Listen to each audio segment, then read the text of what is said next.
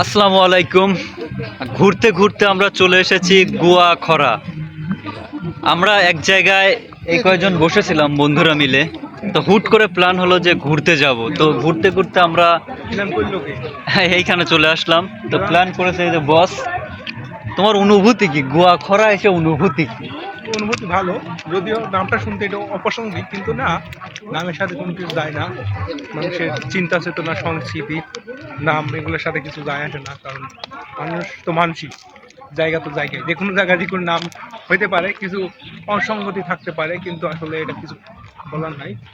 যাই হোক, যাই হোক, এটা হচ্ছে ব্রিটিশ পিরিয়ডের হচ্ছে একটা স্টেশন, 200 বছরের পুরনো।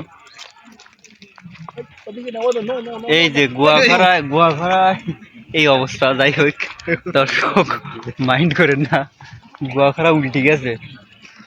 এই হচ্ছে সরু রেলপথ, এই হচ্ছে, আর এই যে গুয়াখরা। গুয়াখরা কি হয় এগুলি? আচ্ছা, গুয়াখরা তো আছে, অন্য খারা আছে নাকি ঠিক আমি জানি না। যাই হোক, এখানে এই যে পুরনো এদিকে পাইকারি গাছ না, এনে কি ওজন দেয় বস? এনে কি ওজন দেয়?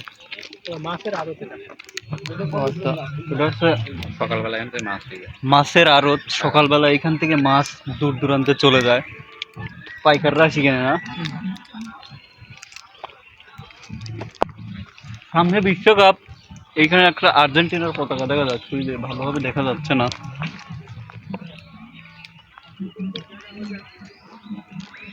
মাত্রই ট্রেন গেছে একটু আগে।